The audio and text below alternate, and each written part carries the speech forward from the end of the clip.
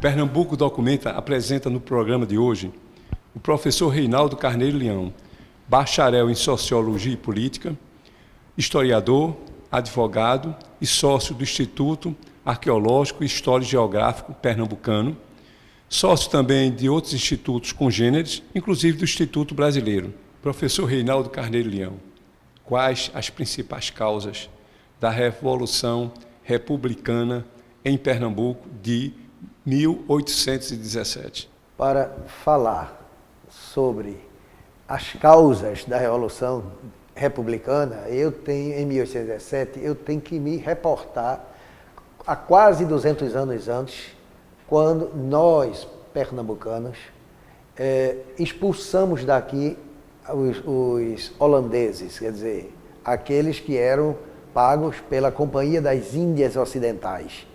E isso fez, como creio que Frei Vicente do Salvador, na sua História do Brasil, que diz que o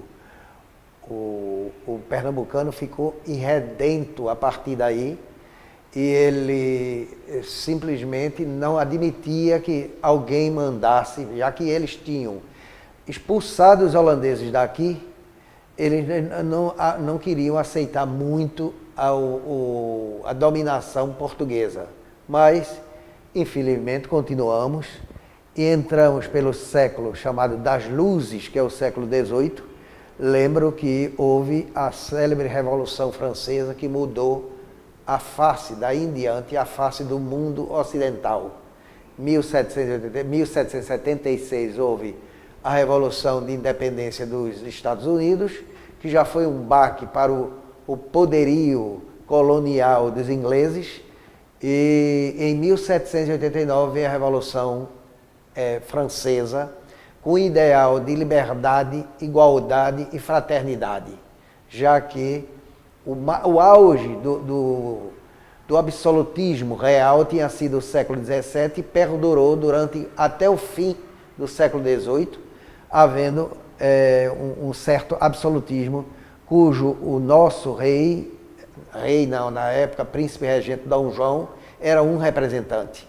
Na realidade não existia parlamento, não existia deputado, não existia senador, nada disso. Ele tinha um conselho de Estado que consultava quando dava vontade. Então, ao longo do tempo, em 1710, em Pernambuco, houve, devido o Recife ter se tornado vila, em novembro, parece que de 1809, foi instalado em 1710. E a aristocracia que mandava em Olinda, que era a capital, usando as palavras do historiador e diplomata Valdo Cabral de Mello, a açucarocracia não admitia que os comerciantes do Recife tivessem também o apanágio de uma vila, de ser uma vila. E houve a chamada Guerra dos Mascates.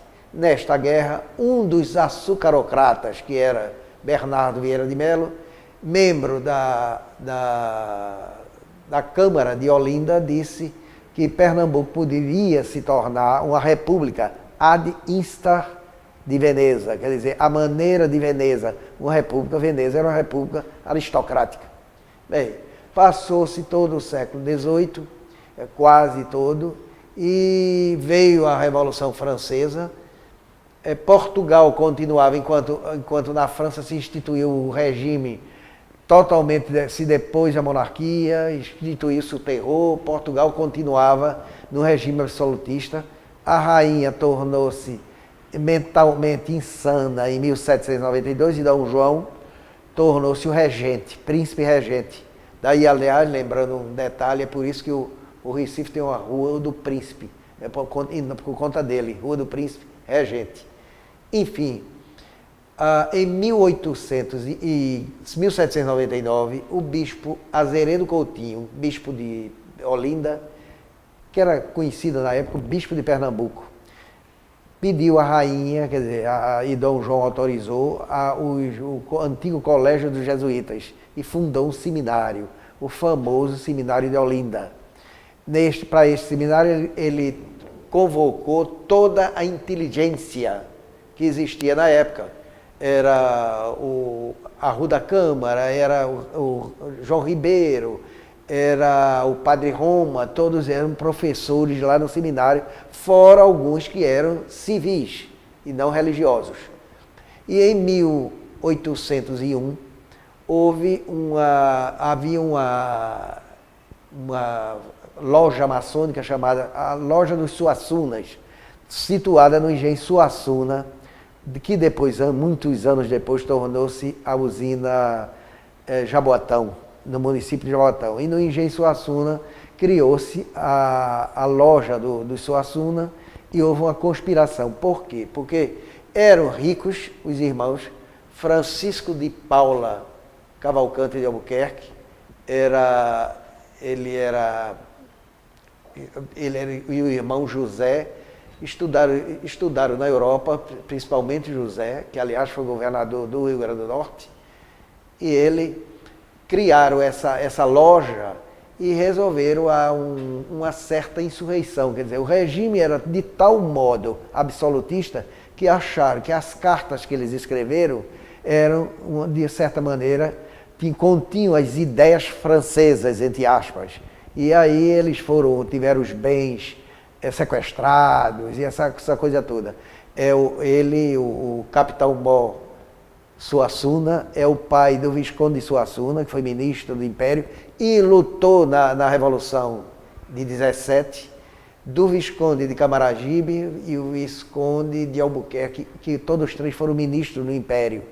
E o irmão caçula, o barão de Muribeca, foi deputado provincial e chegou a ser também vereador aqui no Recife.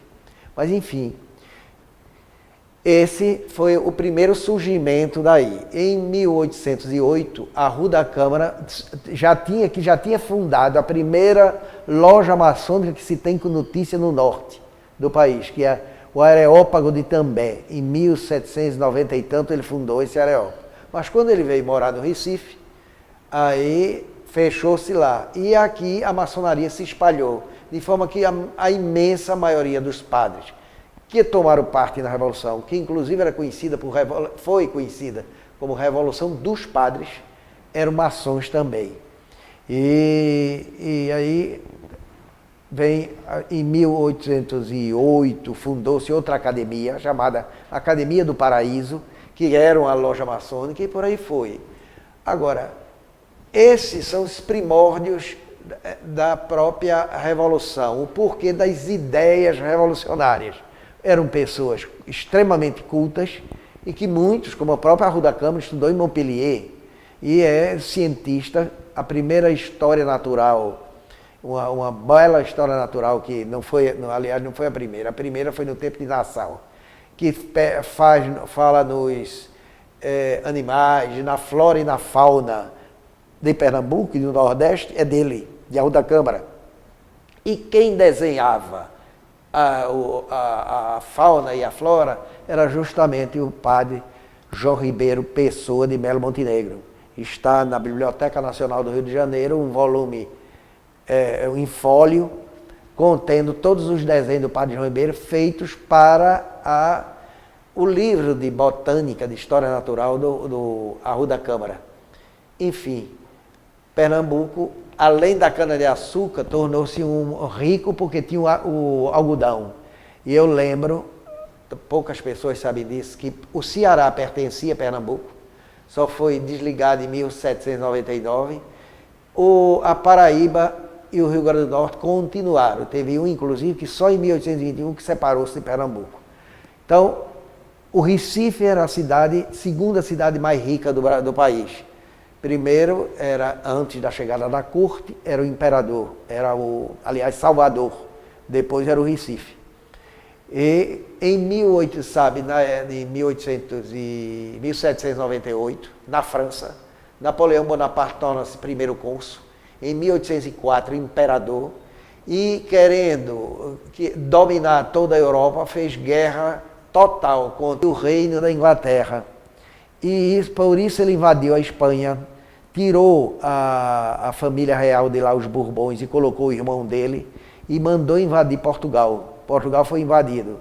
Dom João, que desde meados do século XVIII já havia a ideia de se criar, depois, aliás, essa ideia surgiu com o célebre terremoto de Lisboa de 1755, de tirar a capital de Portugal de Lisboa para a Bahia ou o Rio de Janeiro, porque era mais seguro. Enfim, aí Dom João foge com toda a corte, um máximo de 15 mil pessoas, foge escoltado pela esquadra, parte da esquadra inglesa, foge para o Rio de Janeiro. Tocou na Bahia, passou mais de um mês na Bahia, mas não quis ficar por lá, foi para o Rio.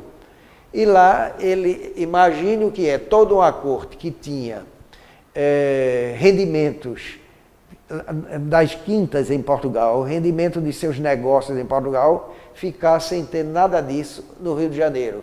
E aí passou Pernambuco e outras capitanias também, claro, a Bahia também, a mandar dinheiro para o Rio de Janeiro, a mandar dinheiro, chegar ao cúmulo de que a iluminação pública do Rio de Janeiro era toda custeada pelo dinheiro que saía daqui, era desse jeito. Enfim, eu acho que esses são os primórdios da Revolução. Quer dizer, havia um sentimento de revolta. Por outro lado, em 1816, houve uma seca muito grande. E isso diminuiu a renda da capitania. Eu lembro aí que a capitania rendia, era Paraíba, Rio Grande do Norte e Pernambuco, que incluía Alagoas. Alagoas, como castigo pela Revolução, Dom João erigiu em província. Mas Alagoas era nossa desde 1534, com as capitanias hereditárias. Enfim, são esses os primórdios, a revolta do povo pernambucano e da elite pernambucana contra o governo central, que continuava absolutista e a sugar tudo que havia de rendimento aqui nosso, ia para lá, para manter uma corte que não fazia nada, parasitária, entendeu? Para manter esse povo. E aí o sentimento, o velho sentimento irredento do pernambucano surgiu mais uma vez com toda a força em 1817. Pernambuco Documenta volta dentro de poucos instantes com a entrevista do professor Reinaldo Carneiro Leão. 2 minutinhos.